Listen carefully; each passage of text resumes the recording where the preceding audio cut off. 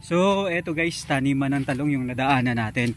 Pupunta naman tayo kay Manoy Pielago. Titingnan natin kung naibenta niya na yung baboy niya na patiner. At titingnan natin kung anong resulta ng timbang ng mga baboy niya. May picture na natin siya dati. Pero eto ngayon yung resulta naman ng pag-aalaga niya sa kanyang baboyan.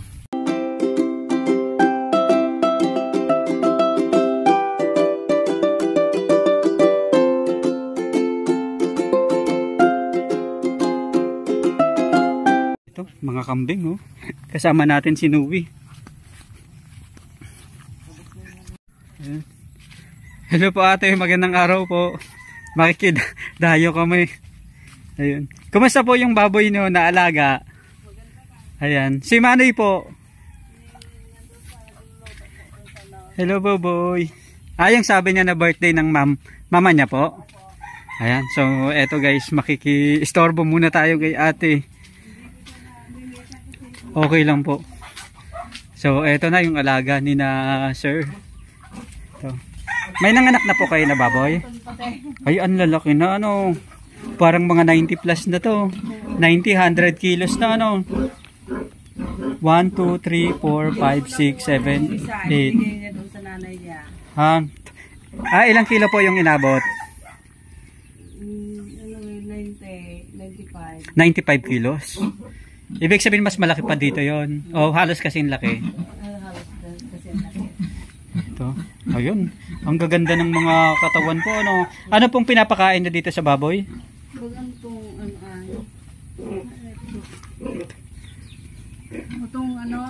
Ay, ito. Okay lang po. Ikutan natin na. Ayun. Ito. Dito naman po. Ano po yung nandito? Patiner pa rin ano. Kasama po to sa ibibenta. 1, 2, 3, 4, 5 2, 4, 6, 8, 9. Tapos doon sa kabila 8. Dapat 9. So pinanganda doon sa kabila. Magaganda po ano, siguro mga 90 plus na to. Ang gaganda ng pag-alaga. Mga nakailang sako na po kayo dito sa pakain? Lampas 30 na baga. Lampas 30 na sako. Ayos ano. Kasama na po lahat-lahat. Simula starter hanggang finisher na po yon. Hindi. Grower. Naka-separate mo yung pambata. Opo. Basta 30 na bimeg. Ayos ano, ang gaganda po ng ng laki ng baboy nyo. Kanina pa po si Manoy nandun. Oo. Oh, yun. Di mamaya pa yun, hindi siya uwi ngayon Hindi uwi kasi maaga ay sa bukas ang okasyon. Dire-diretso. Kumbaga doon na nagkatay ng baboy. Hello be. Kumusta, happy si baby sa baboy? Ayan, kailan daw po ibebenta tong Hindi ko alam. Mga alaga. Ayun, tamang-tama na yun na pangbenta. Talaga naman, ang lalaki. Sabi ko, pasyalan natin yung baboy ni Manay. Tingnan natin kung ilang kilo yung inabot. Pero ito sa tingin ko, mga pinakamababa nito, mga 80 plus mahigit. Mga kulang magna 90 plus kilos, At saka yung laki na, talagang halos magkakadikit yung laki. Ibig sabihin 90 plus kilos yung 95 kilos, di ibig sabihin, etong mga to, hindi na rin nagkakalayo. Mga gano'n na rin. So, 9 na baboy plus 8. 8 plus 8, 16, 17. Ang ganda po, Talaga naman. Pero, 30 na feeds sa, ibig sabihin, mga 60K. Ayos, Sa grower lang po yon. Ayun. Tapos yung pang maliit, hindi pa kasama doon. Ayan. Pero kitang-kita naman talaga yung resulta sa katawan ng mga alagang baboy. Talagang sureball na panalo dito sa sa baboy. Talaga naman maganda yung Pasko ni Bibi. Sana maganda. Ang presyuhan po ngayon 150 na ba o 145? 145 po. 45 times ipagpalagay ng 90 kilos yung average nilang lahat o 93 kilos. 'Di ba? Kapag etong mga baboy nag-average sila ng 93 kilos. Tapos naibenta, 93 kilos yung average na naibenta sa 145 per kilo. Tapos 17 na baboy. So halos 230k yung pwedeng resulta nito. Maganda na po Maganda sabay-sabay na may ibenta para sulit na sulit. Ayan. Yung ibang mga yung ibang mga namimili ng baboy o kaya mga agent talagang gustong-gusto 'yan. At least may commission pa sila 200 per baboy na lang yung mga agent ibig sabihin halos naka 3.5 na sila. Isang sako, isang kainan lang. At dito po ngayon ang nakukonsume nila isang sako, isang kainan. Ibig sabihin ilang beses nagpapakain sa loob ng isang araw? Dalawa. So dalawang sako per day. Pabigat ibig sabihin kung dalawang sako per day halos 3.6 to 4k ang nakukonsume nila per day. So bagay, ito naman talagang okay na yung nila, yung weight nila. Talagang hindi siya masyadong mataba, tamang-tama lang. At saka mapapansin mo naman talaga sa baboy yung sobrang kapal ng taba. Pero ito talagang kitang-kita mo maganda yung yung katawan ng yung baboy. Kapag kinatay ito, maraming karne. At saka hindi siya matabang-mataba. Ayan, talagang ang ganda. Pasensya na kayo guys kung medyo marumi. Sabi nga ni ate hindi pa nakakapaglinis. Pero ang gusto ko lang natin ipakita is yung yulta ng beef pinakain. Talagang ganda yung pag-aalaga ni at na pelago. At eto nga binili kayo para at least alamin na kung na yung resulta. Kung maganda ba yung pagpapakita sa baboy. Eto na nga nakita natin talagang sulit na sulit. Dito po may kayo dito buntis na po ito. Hindi pa, madali na yung isa. Naglandi na po. Napakastahan na po. Napakastahan na. Ito, ayos Ito po. Ayan, tapos kasunod ito. Magaganda na rin yung katawan. Kumbaga ready for na. Tapos ito naman yung yung dapat siyam na baboy din po ito pero 8 na lang panghanda sa birthday. Talagang ang bait ni kuya talagang may panghanda sa birthday ng mama niya. Ito guys yung baboy, nakita nyo naman guys talagang sulit na sulit yung pag-aalaga ni na ate at saka ni na kuya. Talagang kitang-kita guys yung resulta sa baboy. Kapag ganito guys yung baboy na alaga ko tapos nakita kong ganito bago ibenta, talagang matutuwa ako kasi nakikita sa katawan guys ng baboy yung yung resulta sa pagkain. Hindi ka manghihinayang sa sa katawan. Hoping lang tayo guys na medyo maging maganda yung presyuhan para at least talagang masulit din naman yung pag-aalaga. Sana pagbenta umabot po ng 150, 160 yung yung kasi eto December na, kasagsagan na. Lalo pa yung mga biyahero talagang namamakyaw na ngayon kasi pang reserba nila hanggang bagong taon na. So talagang bultuhan na yung pamimili nila. Eto na yung peak season nila. So kapag namimili sila, kapag eto kuya, kapag sinabi nila may ganito sila karaming ipapalabas na baboy, talagang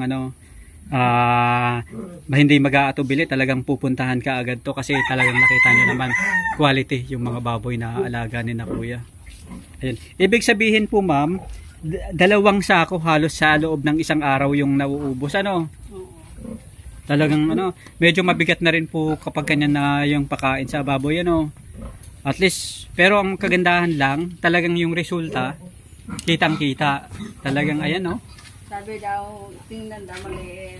Oo. Malalim daw yung Kasi ito, yung kulungan nyo po kasi is mataas. Yung iba kasi kaya malaking tingnan yung iba kasi yung kulungan nila minsan 3 semento lang yung patong. Talagang kitang-kita na yung baboy parang sobrang laki. Pero ito, tayo naman nagbababoyan din at yung baboyan natin halos parang malalim din.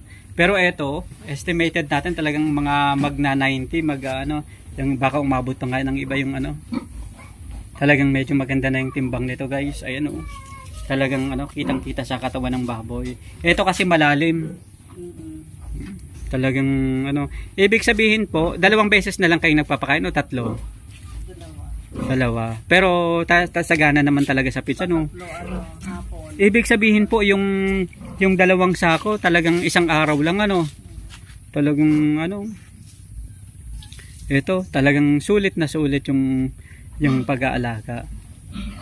Tama nga po yung estimate ni kuya na sabi niya mga 20 plus yung ano, talagang ito guys, gusto lang nating ipakita na pinicture natin to nung nakaraan, tapos ngayon binalikan natin, kinumusta natin. Pero tayo na mismo yung magsasabi, baka mag-average ng mga 90 plus kilos ito. Basta tama lang yung timbangan ng mamimili. Talagang yun din yung kailangan nating bantayan sa ano, sa pagde-dispose guys ng baboy. Importante din kasi yun, dapat tayong mga hog raiser matuto tayo na tumingin sa ano, sa timbangan. Kasi konting pitik lang pwede tayong madaya sa timbang. Pero ito guys, talagang ano, ito yung resulta, bunga ng pinaghirapan. Talagang ano, kitang-kita nyo naman yung resulta sa katawan ng mga alaga ni na ate.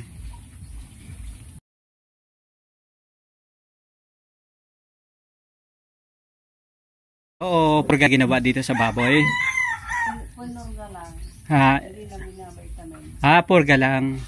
Ayun, importante din kasi yun para at least yung resulta talagang makita natin guys. Yung kailangan nagpupurga tayo sa mga ano, sa mga patiner kasi sayang yung feeds na ipapakain natin, lalong-lalo na matatakaw na yung mga alagang baboy, di ba? Ate, maraming salamat po sa ano, sa pagpapakita niyo sa amin ng ano, ng inyong baboy. So talagang ano, kitang-kita natin yung resulta, magaganda at saka mga ano, malalaki yung alaga. Talagang sulit yung pag-aalaga niyo po ni ano, ni Kuya. Thank you very much po. Ayan. Ilan po pasasakbatan tong baboy? Ito. Naglandi na po siya. Oo. Oo. Maganda ano. Ano, 3 araw pa siguro yan. Mga 3 days pa. Unang landi niya po. Tapos ito naman yung kasunod sa ano. Naman yan. Oo, bali sunod-sunod na yan. Lalo na kapag napasakbatan na yan, at least sunod-sunod na yung paglalandi nila. Maganda po ano, at least pagka-dispose nito, so yan naman, after 4 months, 3 months and 3 weeks, so manganganak naman. So yun naman yung panglagay ulit dito sa ano, sa mga to. Talagang ano, happy tayo na makita yung mga hog raiser na ganito. Talagang napapalaki yung baboy na full blast talaga. Ayan, so ganyan yung magaganda guys na ano, na pagpapalaki sa baboy. Talagang kapag maganda yung presyuhan, talagang magpa-profit ka sa ganyan. Ito naman talagang ano, pagaganda rin yung quality ng baboy nila. So ano, by the way guys, nakausap natin yung isang ano, Battle Cup Philippines. So magpapadala sila ng sample sa atin at i-share natin sa mga katropa natin once na natanggap natin. So pina-LBC na, update ko lang at ibibigay nga sa atin. So since konti pa lang yung alaga natin sa baboyan natin, kapag ano, i-share natin sa iba nating mga katropa yung mga vitamins na ibibigay nila. So eto guys, happy tayo talagang ano, sulit na sulit talagang ano. Ito yung magandang tingnan sa mga hog raiser kapag ano, ganito kalalaki yung mga alaga nilang baboy.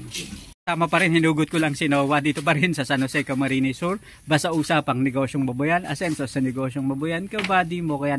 Ate, ano po ulit yung pangalan nyo? Sonia po. Si Ma'am Sonia Pielago at saka si Kuya Pielago. So, nasa birthdayhan ngayon ng mama niya. Nagkatatay ng baboy, nagluluto.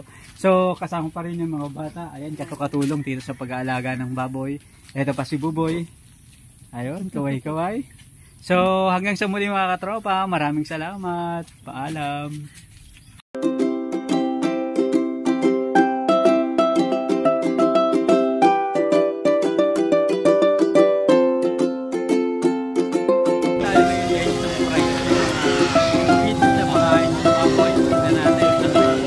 So, ayun guys, nakita natin yung resulta. Ako, happy ako guys sa sistema nila.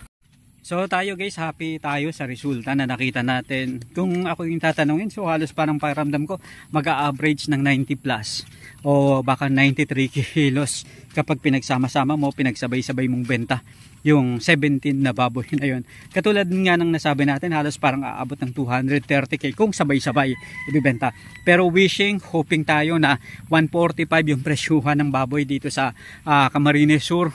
Sana tumaas pa, umabot ng 160 para talagang sulit na sulit yung kita ng mga hog raiser ng mga katropa natin.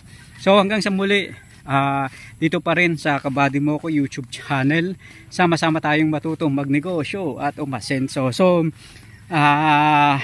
abangan nyo po yung First Bicol Diversified Farming Expo, Agri Expo dito sa San Jose, Camarines Sur.